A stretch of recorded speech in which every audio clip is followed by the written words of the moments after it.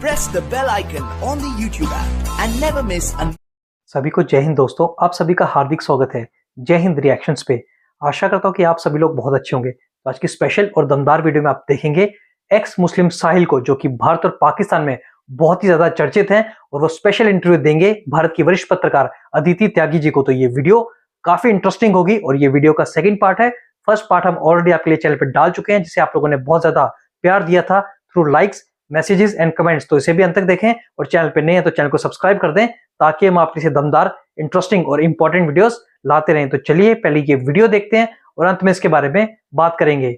जय हिंद, जय भारत। अच्छा, तो हर किसी के लिए अलग अलग स्ट्रेटेजी रहती है अलग कि अलग कैसे कन्विंस करना है, कैसे पर्सुएड करना है। एग्जैक्टली। आप कोई ऐसा एक्सपीरियंस है जो आप शेयर करना चाहो, स्पेशली जो आपने देखा, नोटिस किया, जिसमें जैसे आपने सिक्योरिटी गार्ड का जिक्र किया था, आपने फिर कभी उससे दोबारा बात की? वो बहुत पहले की बात है। मैं शायद 2011 नहीं 2013 में कुछ मैं वो जॉब पे लगा था, तो काफी टाइम हो गया है। उसके बाद देखिए, आप नंबर्स भी चेंज हो जाते हैं और उसके बाद लोगों से कनेक्शन भी छूट जाते हैं, तो उसके बाद मेरी बात नहीं हुई।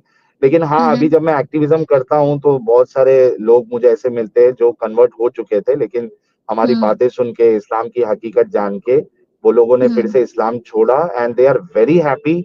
और मेरे चैनल पे आपको पूरा, यानी इतने सारे लोगों के टेस्टिमनी मिलेंगे कि हमने इस्लाम आपको सुन के छोड़ा, हमने आपकी बातें सुनी, हमने क्रॉस वेरीफाई किया, हाँ, और हम इस चीज को छोड़ते हैं। एक लड़की का एग्जांपल देता हूं मैं आपको कि एक लड़की थी,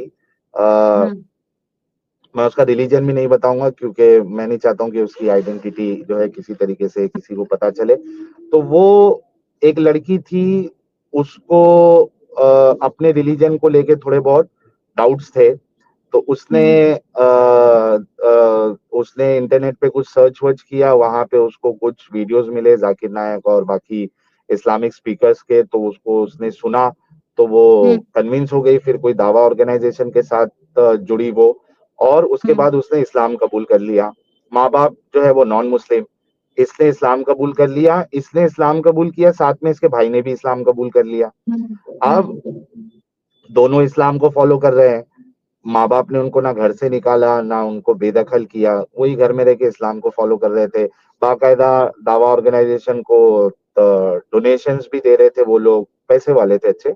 तो ये सारा काम चल ही रहा था, प्रॉपरली एकदम इस्लाम को फॉलो कर रहे थे। उसके बाद वो एक बार जो है यूट्यूब पे कुछ सर्च कर रही थी, उसको मेरा वीडियो मिल गया। वो लड़की को, उसने एक वीडियो देखा, उसके बाद कंटिन्यूअसली वो एक हफ्ते तक मतलब ऑलमोस्ट समझो 9-10 घंटा रोज वो मेरी वीडियोस देख रही थी, क्योंकि हमारी स्ट्रीम्स बहुत लंबी लंबी होती है, 8-8 9-9 घंटे की स्ट्रीम्स होती है। तो देख रही थी, उसको चीजें समझ में आई, और उसके बाद उसने मुझे कांटेक्ट किया और बोला कि यार इतना गलत डिसीजन मैंने ले लिया था अपनी लाइफ का, और इतना उसने मुझे थैंक यू बोला कि आपकी वजह से मुझे समझ में आया कि मैंने कितना बड़ा गलत डिसीजन लिया था, गलत फैसला लिया था, और आपके वजह से एक हफ्ता आपको सुनने के बाद मुझे पूरा खेल समझ में आ गया और मैंने इस्लाम छोड़ दिया। और 10-15 दिन के बाद फिर से उसका फोन आया मुझे, और उसने कहा कि मेरे भाई ने भी इस्लाम छोड़ दिया। तो ऐसे कई सारे जो केसेस है वो चैनल पे भी आपको मिल जाएंगे, जो आके लोग बोलते हैं कि भाई हमने इस्लाम इस वजह से छोड़ा, आपको सुन के ये बात मेरे दिल में लगी और मैंने इस्लाम छोड़ दिया। तो बहुत सारे केसेस ऐसे आपको मिल जाएंगे।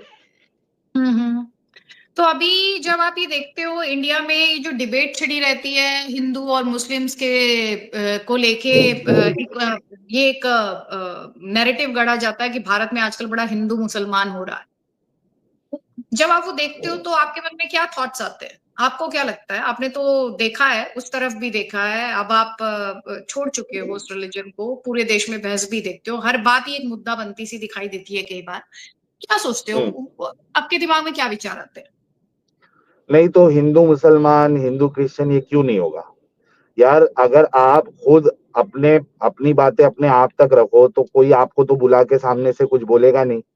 अगर आप लोगों में तबलीग का कीड़ा है, आप जा जाके, यानी कोई बच्ची अगर कॉलेज में जाती है तो वहां पे उसका ब्रेन वॉशिंग करेंगे, कोई अगर ऑफिस में जा रहा है तो वहां पे आप उनका ब्रेन वॉशिंग करेंगे। मतलब घर वालों को पता भी नहीं है कि हमारे बच्चों को किसी ने ब्रेन वॉश कर दिया, उन्होंने इस्लाम भी कबूल कर लिया और वो घर में छुप छुप के नमाजें पढ़ रहे हैं। तो जब आप इस तरीके से हरकत आप करोगे और उसके बाद फिर आप विक्टिम कार्ड भी खेलोगे, तो ये कैसे चलेगा? देखिए, मार्केट में 3 कार्ड चलता है, एक डेबिट कार्ड, एक क्रेडिट कार्ड और एक victim card. Debit card, credit card हम लोग यूज कर सकते हैं क्योंकि हमारे लिए इंटरेस्ट ये सब हराम नहीं है। जो मोमिन हजरात है उनके लिए इंटरेस्ट हराम है, तो आइडियली उनको डेबिट कार्ड, क्रेडिट कार्ड ये यूज करना नहीं चाहिए। एक कार्ड स्पेशली यानी इस पे मोनोपोली है और वो है विक्टिम कार्ड, और ये सिर्फ मुसलमानों की मोनोपोली है और हर जगह पे आप ये कार्ड खेलते हुए इनको देखेंगे। तो मुझे ऐसा लगता है कि अगर मुसलमान चाहते हैं कि ये हिंदू मुस्लिम ना हो, ये डिबेट पे उनको ना बुलाया जाए, तो इनका जो सपना है शरीयत लाने का भारत में, ये सपना छोड़ दे और अपना रिलीजन अपने तक रखे, लोगों को ना बहकाए। तो आपके साथ कोई आपके साथ इंटरेस्ट ही नहीं लेगा आपसे बात करने के लिए। आप अपना जियो, लोगों को जीने दो।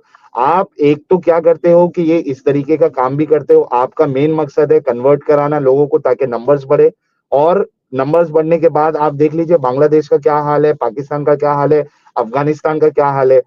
पूरा जो गेम है मुसलमानों का वो नंबर्स पे चलता है। नंबर्स कम है, आप विक्टिम कार्ड खेलेंगे, दब के रहेंगे और ऐसा बताएंगे जैसे बहुत ज्यादा जुल्म हो रहा है इनके ऊपर, और जैसे ही नंबर्स बढ़ेगा तो फिर माइनॉरिटी की तो समझो बैंड बज जाएगी। हालांकि ऐसा यार, ये हमारे वहाँ कौन सी माइनॉरिटी है जो सर पे चढ़ के बोलती है हर किसी के? ना गवर्नमेंट का डर, ना कानून का डर, कुछ भी डर नहीं, बिंदास बोलती है, विक्टिम कार्ड खेल के बोलती है। तो ये अगर ये हरकत छोड़ दे तबलीग करने का और लोगों को ब्रेन वॉश करके इस्लाम में दाखिल करने का, झूठी बातें बता के इस्लाम में दाखिल करने का, उसके बाद भारत को हमारे यहाँ पे शरीयत लाने की इनकी जो प्लानिंग है या सोच है, और ये सोच जो है आइडियोलॉजी की वजह से ही आती है, तो ये सोच अगर छोड़ दे तो ये अपना जिए, किसी को क्या प्रॉब्लम है? वो 5 टाइम के बदले वो 50 टाइम की नमाजें पढ़े, हमको क्या दिक्कत है भाई? लेकिन अगर आप 5 टाइम की नमाज पढ़ रहे हैं और रोज पढ़ रहे हैं, तो अपने मस्जिद में अपनी नमाज रखे, अपने घर तक अपनी नमाज रखे। आप लाउड स्पीकर में, बोंगे में सुबह के 4:30 बजे, 5 बजे जिसको नहीं सुनना है उसका भी आप जीना हराम कर रहे हो। अरे आज की तारीख में तो टेक्नोलॉजी है, आप अपने मोबाइल पे अलार्म सेट कर सकते हो, नमाज का टाइमिंग उस पे सेट हो सकता है, तो उसको टेक्नोलॉजी का इस्तेमाल करो। आप दूसरों के कान क्यों फोड़ रहे हो? तो ये हरकतें अगर ये लोग छोड़ देंगे, हमारे मोमिन हजरात, मैं तो बहुत मोहब्बत करता हूँ मेरे मुसलमान भाइयों से, क्योंकि मैं उन्हीं का हिस्सा हूँ। मेरे को तो बहुत चिंता होती है मेरी इस कम्युनिटी के लिए, क्योंकि मैं उसी में से निकला हूँ।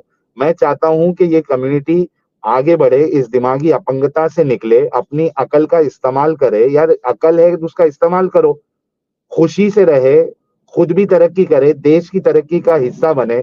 नहीं, आपको मुसाफिर बन के रहना है। आप ये सोचते हो कि ये जिंदगी जो है वो मुसाफिर खाना है, आप यहाँ पे मुसाफिर है और दुनिया के ग्रोथ के लिए या देश के ग्रोथ के लिए आपका कोई योगदान नहीं है। हाँ, दूसरा जो रिसर्च करके, अपनी जिंदगी लगा के, पढ़ाई करके, मेहनत करके जो टेक्नोलॉजी देगा उसका भरपूर इस्तेमाल करेंगे, लेकिन खुद से कोई योगदान नहीं है। क्यों? क्योंकि उसकी जरूरत क्या, आप मुसाफिर हो। आप यहाँ पे शादी करके बच्चे पैदा करते जाएंगे, क्योंकि देने वाला अल्लाह है, रिस्क देने वाला अल्लाह है। इस तरीके की सोच रख के आप देश का जो है वो सत्यानाश कर दोगे। तो अगर इन सारी चीजों से अगर हमारे मोमिन हजरात निकलते हैं और उसके बाद फिर इनको जो है कोई बुला बुला के इनसे सवाल करे, तो मैं इनकी बात से अग्री कर सकता हूं कि यार क्यों इनको परेशान कर रहे हो, क्यों बुला रहे हो। लेकिन ये सारी चीज करने के बाद फिर आप कहेंगे कि आपसे सवाल भी ना हो, तो ये तो सर विक्टिम कार्ड है, और ये इनकी बात में जो है कोई दम नहीं है, कोई वैल्यू नहीं है। नहीं, ये तो कहते हैं कि देश बड़ा बदल गया है 2014 के बाद, जब से नरेंद्र क्या मोदी बदल आए, गया? तो मुसलमान जो हैं इस देश में वो खतरे में है, ये कहते हैं।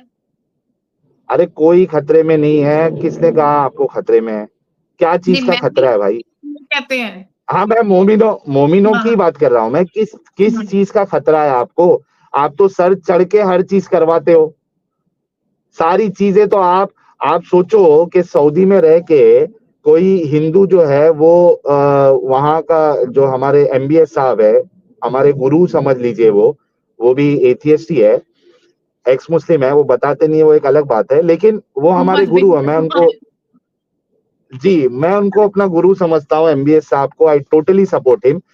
दोस्तों आशा करता हूं कि वीडियो को आपने अंत तक देखा होगा और ये पूरा डिस्कशन आपको काफी पसंद आएगा, जिसमें आपने जाना एक्स मुस्लिम साहिल का पॉइंट ऑफ व्यू। तो ये वीडियो अगर आपको पसंद आई है इसे लाइक और शेयर जरूर कर दें और अपने विचार हमें कमेंट सेक्शन में लिखकर जरूर बताएं। और एक बार फिर चैनल पे नहीं है तो चैनल को सब्सक्राइब कर दें ताकि हम आपके लिए लेटेस्ट इंटरेस्टिंग और दमदार वीडियोस लाते रहें। तो चलिए फिर मिलेंगे ऐसी किसी जबरदस्त वीडियो में, तब तक अपना ध्यान रखिए। जय हिंद, जय भारत।